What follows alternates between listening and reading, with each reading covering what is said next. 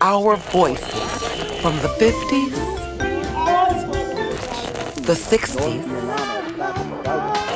the 70s, and the 80s. Hear them now. What's new? What's hot? What's shot? I need more. What's new? The new generation. What's shot? I need more. New Generation Radio with Kendall Moore. WVON AM 1690. Let's talk about it. Come on. New Generation.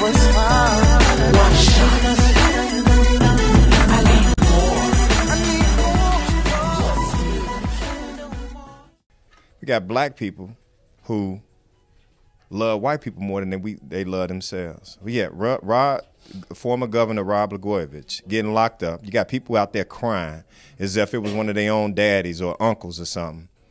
But Pookie get locked up, and it's like Pookie deserved to get locked up. So then what happens to Pookie's girlfriend? What happens to, what happens with when that black family is broken down?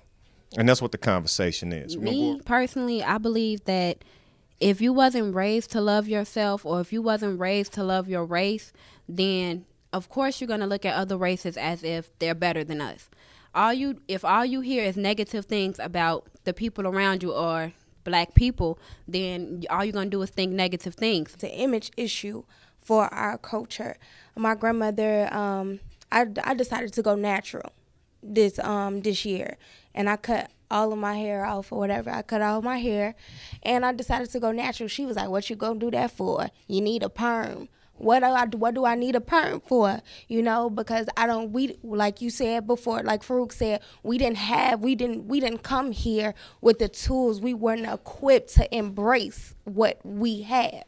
We weren't equipped to embrace that women have curves. We didn't have the tools to embrace the fact that we had curly or kinky hair, so to speak. So when you see the image of the great white hope on television, and they have the picket fence and the good jobs and the cat and the dog and the cars in the driveway, when you don't have that in your own community, you don't know how to cope with that.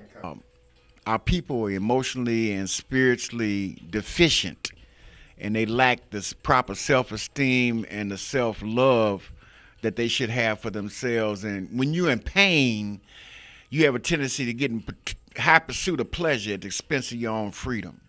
And I like to use the acronym PAIN being poverty, abuse, ignorance, and neglect. Because when you're in poverty, you've been abused or you're abusing others, you're ignorant to certain things that could free you, and you've been neglected, and then you neglected others, you're in pursuit of pleasure. You want to feel good. So he going to jail, he was the governor. They actually forgive him once he got his sentence, and they really don't think he really did anything wrong. And it's unfortunate. That's a good point. It's unfortunate. I put it where now, my generation, we don't care about Rod Blagojevich. We ain't shed no tears over no Rod Blagojevich. What did he do? He hasn't been in my school. You know what I mean? He ain't come nowhere and talk to me. But we do feel for those. We care for our people. You know what I mean? We care for those who went away and did a bid when he was 17, and now he come back, he 27, and he got 2 kids sitting there, and you got your whole family sitting there and they crying, and all his friends that came back and they loving him and hugging him. That's not the truth. We can't sit here and just say that we don't care about those that's our people, because we do. We look at the news and you hear about Troy Davis down. That hurt a lot of black people's heart. A lot of us logged on to Twitter and Facebook and was saying, don't kill that man. You know what I mean? I feel you. They want you to believe, continue to believe in me. Continue to listen to what I got to say, because they need to stay relevant. Understand that. As you get older, you need to stay relevant. But you have no relevance when you have not put anything on what's going on with the next generation.